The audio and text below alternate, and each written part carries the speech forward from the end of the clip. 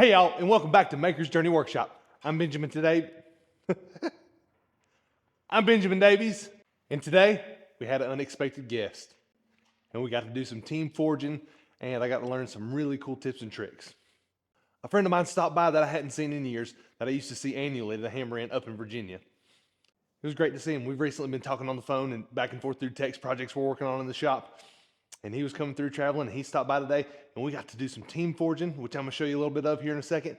And I got to learn about a mechanical bond. I learned a lot from Carson today. He's extremely talented and was more than willing to sit there and share that wealth of knowledge with me today. Such a blessing. If you're new to our Maker's Journey Workshop, we're right in the middle of a 30 for 30 day challenge that we came up with to do 30 YouTubes in 30 days.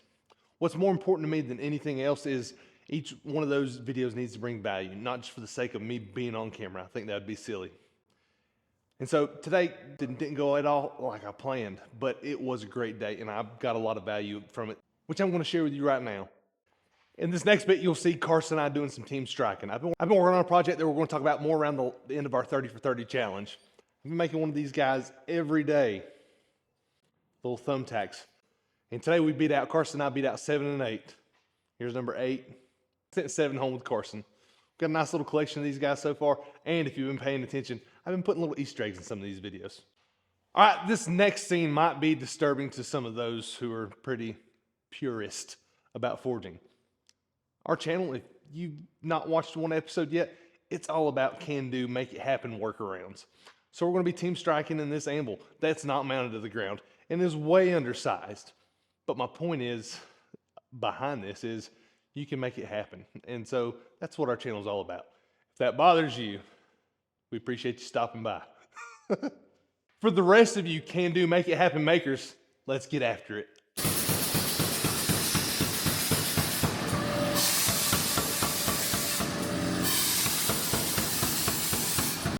All right, the first thing Carson and I are going to make are these little thumbtacks. We've been making some of these in the shop, and I'll talk more about them towards the end of our 30 for 30 challenge, and you'll learn more about them then. But today we're going to make one, and we're going to pound it out. It'd be nice to have some help instead of me doing this by myself. I'm 6'3", and as you can tell, Carson's a little fella like myself too. So we'll knock this thing out. All right, y'all, welcome back to Maker's Journey Workshop. Today's episode is going to look a little bit different. I had a friend of mine come down from Virginia. His name's Carson. Carson works for Heritage Forge. It's his owner-operator. And been doing it for, how long have you been doing it now, Carson? It's been about 20 years. About 20 years. So Carson and I met years ago at a Hammer Inn in Virginia at the pasture party. And we got to speak over the years, but I've not seen him since 2020. He was traveling through today. Instead of going with our regular program video, we're going to make some fun stuff in the shop. And he's going to show us how to make one of our crosses. I won't get into the detailed crosses today, but we'll go back in a later video and I'll really break it down for you. Check out Carson online on Facebook, Heritage. Yep, Heritage Forge on Facebook, or it's heritageforge.shop.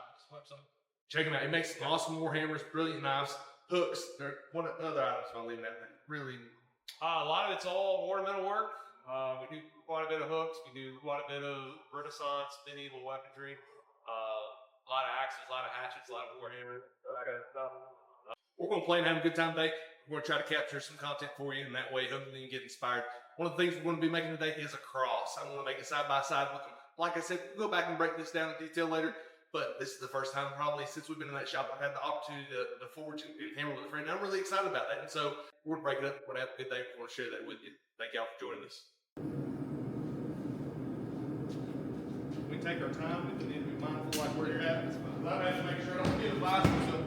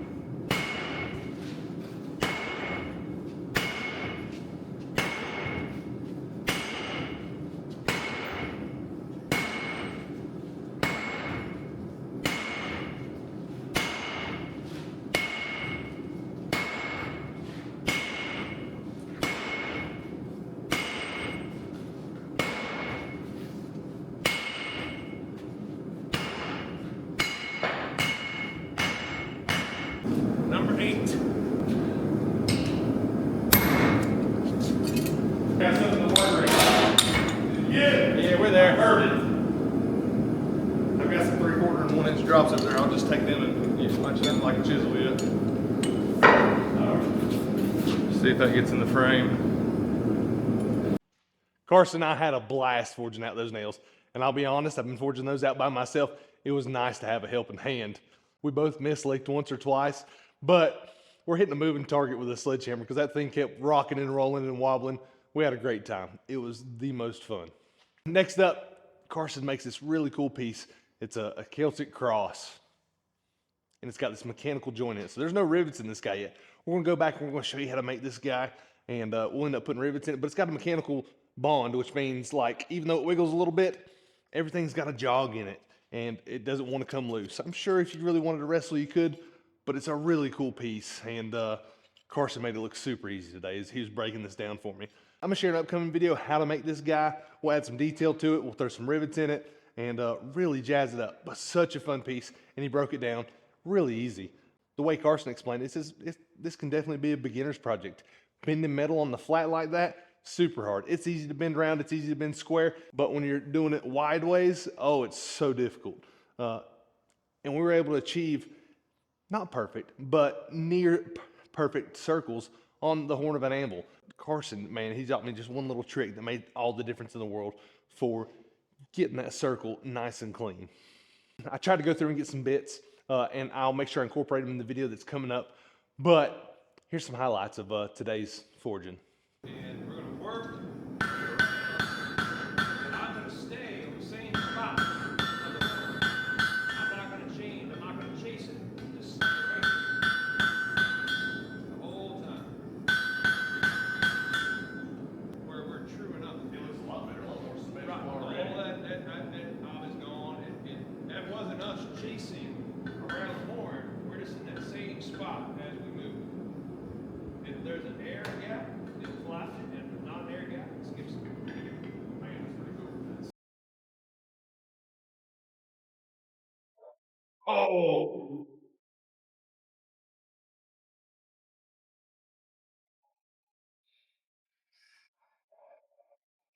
Hey, you showing off.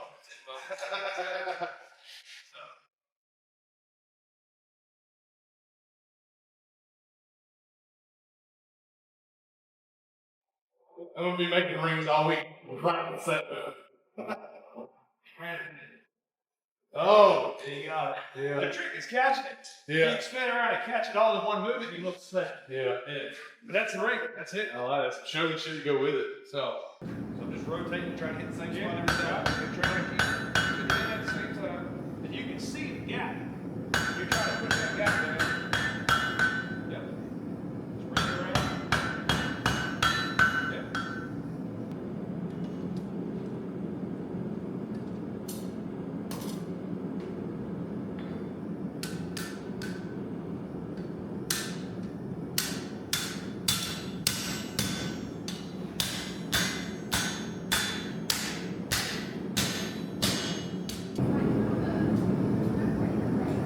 They're talking the state parks, national parks. I guarantee. Pretty well center. And drop it right in there. And tongues up. You can go to the front or from the back. It doesn't matter. Right down the middle. Yep. Now work way over here. Yep.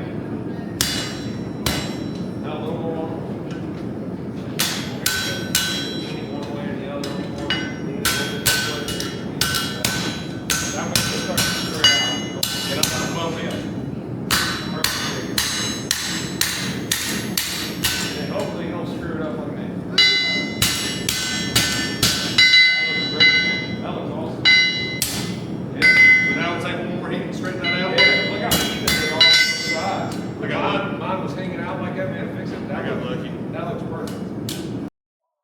All right, so Carson just finished his up. Did a great job, and that's called a mechanical bond. Mechanical bond. Yeah, and it's a really cool way to put 3 pieces together.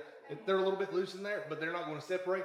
And what we'll do later this week is I'll go back through and we'll put some rivets in them. But I really appreciate him sharing that with me. And we actually got to learn how to forge a ring without having a big cone or a mandrel. And he shared some really cool tricks about that today that I'm going to share with y'all later this week. And if you're not a forge welder, don't worry about it because we just wire welded this guy. So don't be intimidated. Don't feel like, oh, I don't know how to do this yet. I'm going to talk as long as I can until Carson's shoulder gives out. All right, let's go. If you're wondering, Ben, how's that providing me value? Ben, how does that make any difference for me? You're not showing me how to make that thing today. Something I'm learning as I get older is to get out of my own way sometimes. Make time to go for the walk. Make time to hang out with people that you don't see on a regular basis. We get so caught up in life, putting our head down, making our goal list and trying to attack those things. And there's nothing wrong with that. But sometimes you need to take a step back and remember why you got into this. For us, it's work, it's wide open, and it's these things need to get done so they can get out the door and we get them shipped off. And that's fun, and I enjoy making them. But you kind of get on repeat. You kind of get on a repeat cycle after a while. The days and the weeks, they just blend together. One of the things that I'm terrible at and I don't make near enough time for is going to demonstrations often enough. Every time you go to a demonstration or you get to go forge with somebody else, you just get reinvigorated. I cannot explain it. If you have the opportunity to go to a craft show, a demo for your trade, go watch, be a sponge, soak it in. I don't care how much you know, there's something you can learn from everybody there. And today I got that.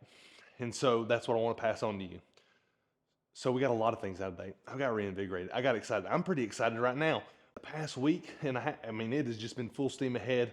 Forge videos, forge for work, record videos, edit, sleep, come back to work. It's been tough. I bit off a lot, and I'm okay with that.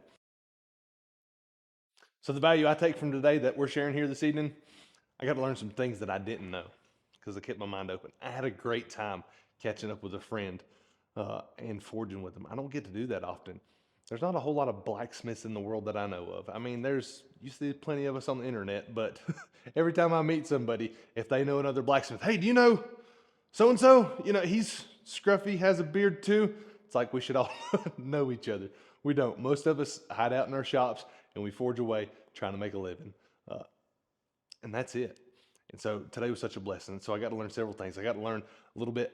I got a nice, wonderful tutorial on how to forge some rings without having a big cone or a mandrel in your shop and making that ring come out symmetrical and pretty. I got to catch up with a friend I hadn't seen in a while. We got to reminisce about people we know and mentors we know that both helped us out starting out, that taught us how to get into business and inspired us and helped us and pushed us forward. And that was a big common ground we both had to stand on. It was a great day. I'm incredibly grateful for Carson stopping by. And as I get time to edit the footage we got today, I'm going to make sure he's incorporated in the video a lot more. And I'm going to let Carson teach you in that video. Hopefully I've got enough content of him talking into the camera about the process of this. And I'm just going to sit back and listen because I think that's what you should do every now and again. Had a great day. Thank y'all so much for being here. If you're enjoying our 30 for 30 challenge, I'm not going to ask you for anything today. I'm just glad you're enjoying it. I'll see y'all tomorrow. Have a great one.